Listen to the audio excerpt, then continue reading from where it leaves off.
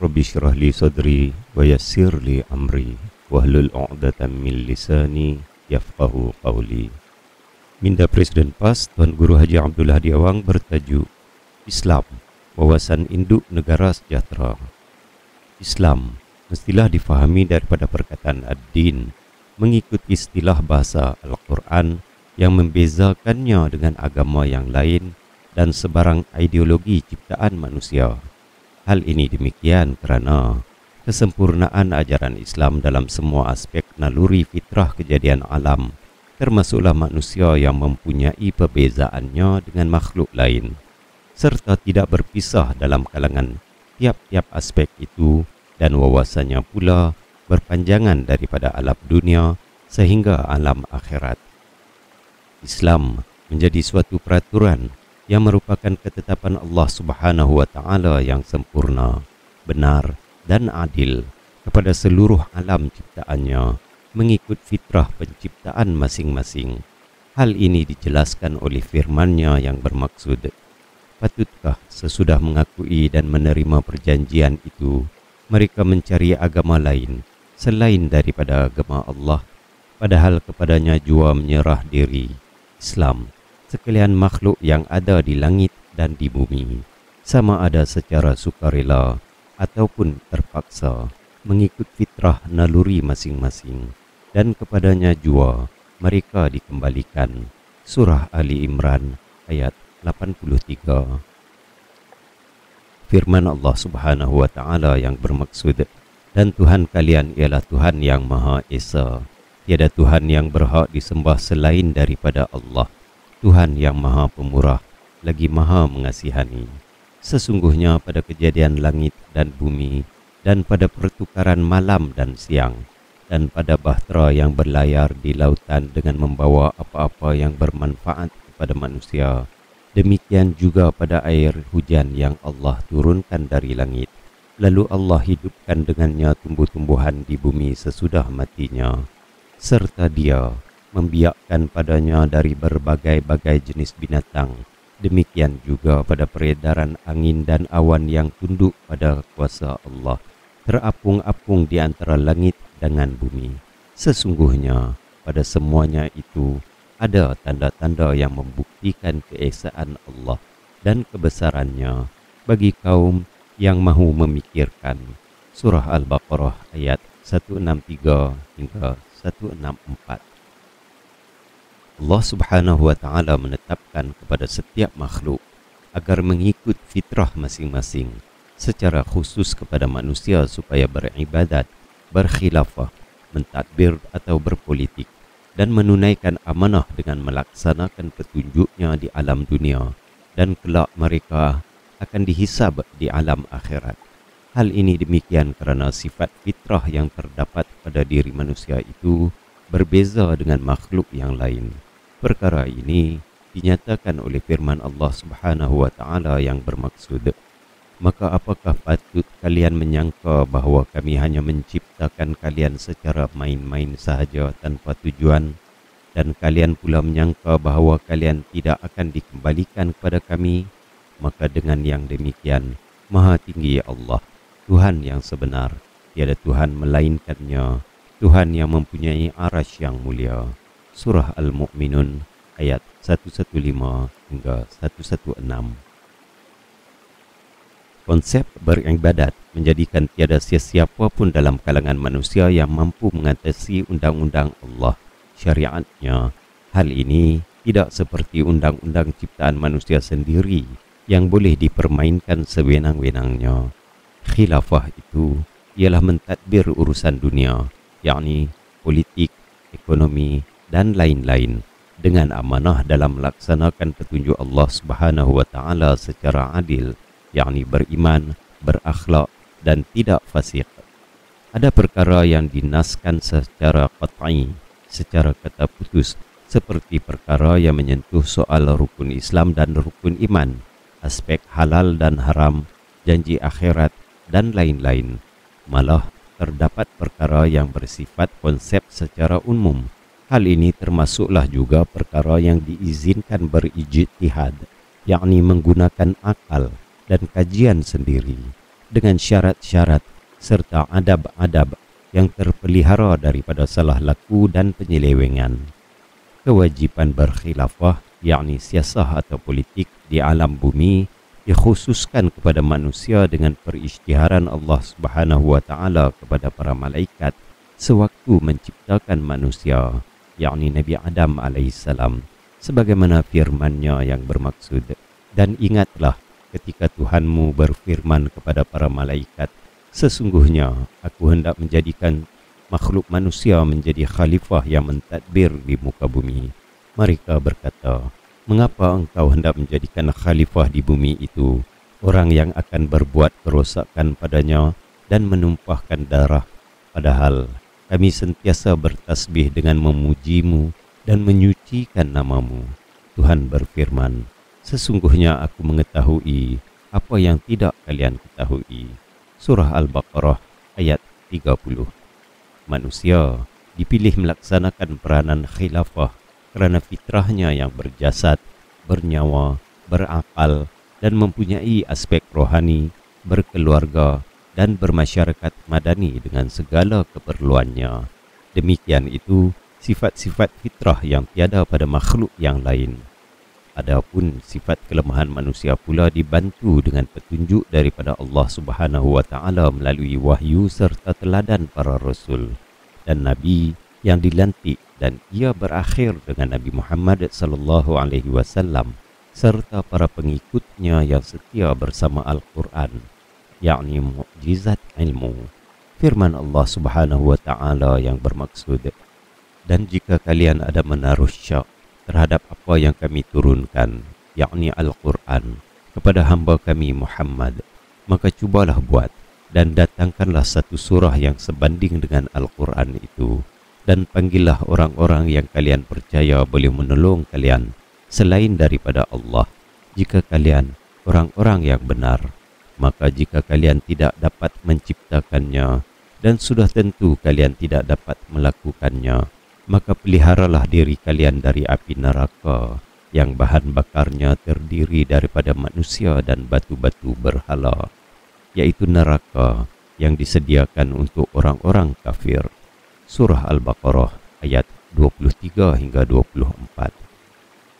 Semua perkara tersebut telah ditegaskan oleh Rub'i bin Amir radhiyallahu anhu, wakil Panglima Islam, yaitu Sa'ad ibni Abi Waqqas radhiyallahu anhu, kepada Rustam, yakni Panglima Persi, yang bermaksud, Allah yang membangkitkan kami supaya menyelamatkan sesiapa yang mahu tanpa paksaan daripada memperhambakan diri kepada sesama hamba, yakni manusia, kepada memperhambakan diri hanya kepada Allah, yakni Tuhan yang sebenar, daripada wawasan dunia yang sempit kepada wawasan luasnya dari dunia sehingga akhirat, daripada kezaliman berbagai-bagai agama dan undang-undang kepada keadilan Islam.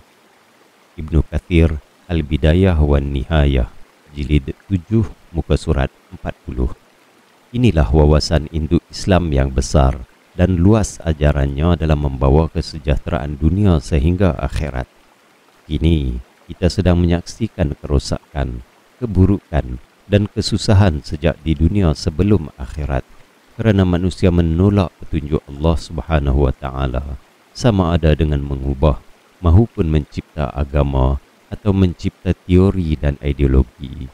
Keadaan sedemikian juga berlaku apabila mereka meninggalkan petunjuk Allah Subhanahu wa taala yang sempurna atau memisahkan urusan dunia daripada petunjuknya. Begitu juga apabila mereka bersifat liberal sehingga terkeluar daripada fitrah manusia, maka berlaku suatu keadaan yang telah diberikan amaran oleh Allah Subhanahu wa taala di alam dunia, yang bermaksud telah timbul pelbagai kerosakan dan bala bencana di darat dan di laut disebabkan apa yang telah dilakukan oleh tangan manusia. Timbulnya yang sedemikian kerana Allah hendak merasakan kepada mereka sebahagian daripada balasan, yakni akibat perbuatan buruk yang telah dilakukan, supaya mereka agar kembali insaf dan bertaubat. Surah Ar-Rum ayat 41. Berlakunya penyakit jasad dan akal, keluarga masyarakat, dan alam sekitar yang membawa kecelakaan hidup dalam segala aspek.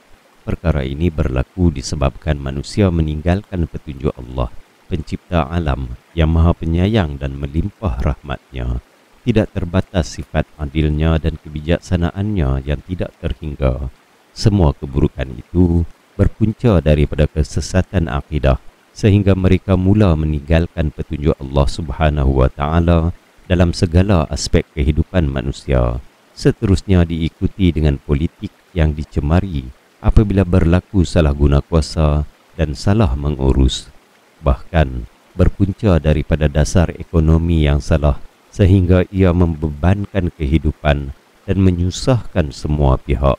Selain itu, wujud pentadbiran yang mempunyai rekod salah laku dan kebocoran rezeki yang menjadi kurniaan Allah Subhanahu wa Ta'ala.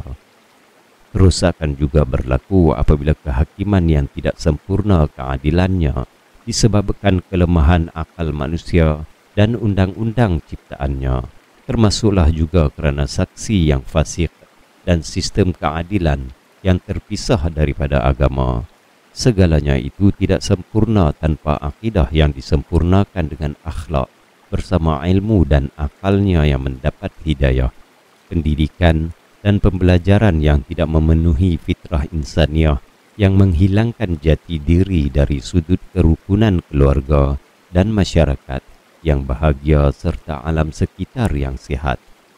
Allah Subhanahu wa Ta'ala menjanjikan keberkatan yang membawa kesejahteraan dunia sehingga akhirat sekiranya manusia itu beriman dan bertakwa.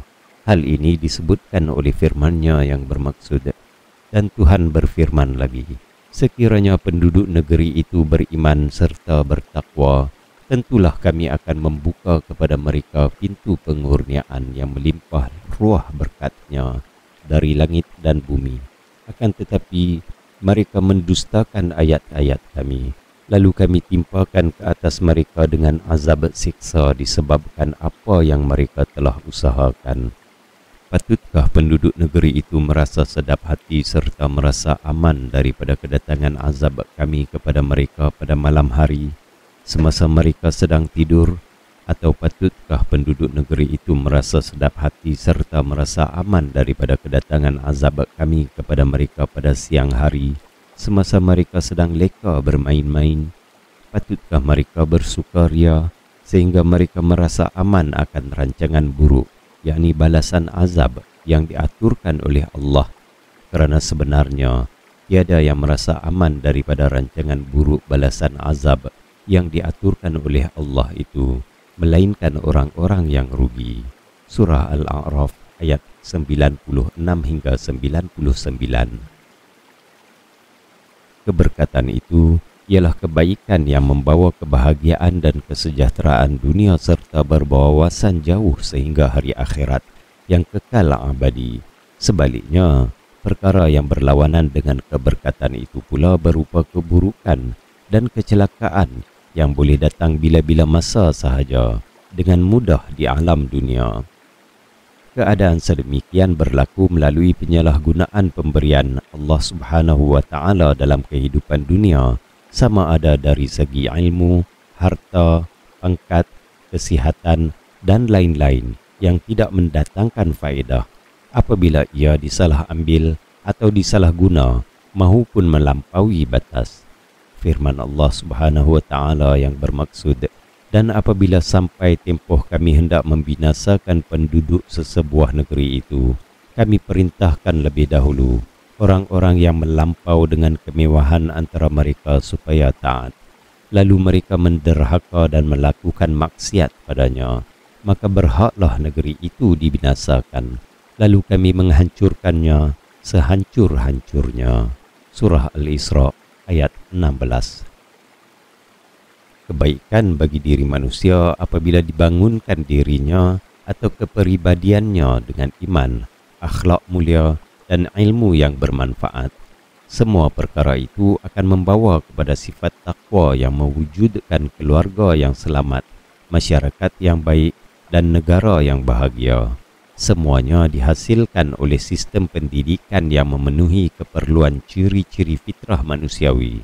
sehingga akan dapat mencipta para pemimpin yang benar-benar berintegriti dengan iman, akhlak dan ilmu, lantas dapat melaksanakan politik yang berpandukan hidayah bukan jibayah, ekonomi yang halal, adil dan berkat, serta masyarakat yang benar-benar stabil apabila diuruskan oleh negara yang mengikut acuan Allah Subhanahu wa taala. Perkara ini dijelaskan oleh firman-Nya yang bermaksud, yaitu orang-orang yang jika kami teguhkan kedudukan mereka di muka bumi, nescaya mereka mendirikan sembahyang, menunaikan zakat, menyuruh berbuat ma'ruf dan mencegah daripada perbuatan yang mungkar, dan kepada Allah jua dikembalikan segala urusan. Surah Al-Hajj ayat 41. Dengan mendirikan solat akan menanam integriti dalam peribadi setiap pemimpin dan rakyat yang berasaskan akidah, akhlak dan takwa, kerana sentiasa memelihara hubungannya dengan Allah Subhanahu wa taala. Bukan sahaja ketika mendirikan sembahyang, bahkan selepas itu apabila melakukan kegiatan duniawi, kerana sembahyangnya berikrar tauhid uluhiyah, pengabdian diri kepada Allah, dan tauhid rububiyah, yakni mematuhi syariat Allah, sehingga akan melahirkan keikhlasan kerana Allah dalam semua amalan. Sembahyangnya juga mencegah kemungkaran diri dalam segala urusan duniawinya, sebagaimana firman Allah Subhanahu wa taala yang bermaksud, bacalah dan ikutlah wahai Muhammad akan apa yang diwahyukan kepadamu, yaitu Al-Quran, dan dirikanlah sembahyang dengan tekun. Sesungguhnya sembahyang itu mencegah daripada perbuatan yang keji dan mungkar, dan sesungguhnya mengingati Allah adalah lebih besar keutamaannya daripada ibadat yang lain. Dan ingatlah, Allah mengetahui akan apa yang kalian kerjakan. Surah Al-Ankabut ayat 45. Zakat ialah petunjuk dari sudut pelaksanaan ekonomi yang adil, bercirikan wasatiyah antara sifat ekstrim fahaman sosialisme dengan liberal kapitalisme yang sedang berudum kedua-duanya.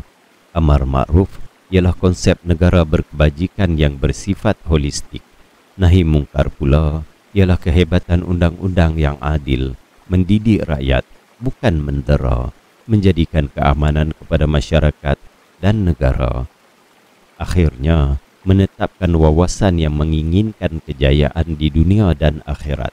Seterusnya dapat membina sebuah negara yang mencapai janji Allah Subhanahu wa taala, sebagaimana firman-Nya yang bermaksud, Allah menjanjikan orang-orang yang beriman dan beramal soleh antara kalian, wahai umat Muhammad, bahawa Dia akan menjadikan mereka khalifah-khalifah yang memegang kuasa pemerintahan di bumi, sebagaimana Dia telah menjadikan orang-orang yang sebelum mereka khalifah-khalifah yang berkuasa, dan Dia akan menguatkan dan mengembangkan agama mereka, yakni agama Islam yang telah diredainya untuk mereka, dan Dia juga akan menggantikan bagi mereka keamanan setelah mereka mengalami ketakutan daripada ancaman musuh. Mereka terus beribadat kepadaku dengan tidak mempersekutukan sesuatu yang lain denganku. Dan ingatlah, sesiapa yang kufur ingkar sesudah itu, maka mereka itulah orang-orang yang derhaka. Surah An-Nur ayat 55. Sekian penulisan Tuan Guru Haji Abdul Hadi Awang, Presiden PAS bertarikh 1 Safar 1444 Hijrah bersamaan 29 Ogos 2022 Masihi. Assalamualaikum warahmatullahi taala wabarakatuh.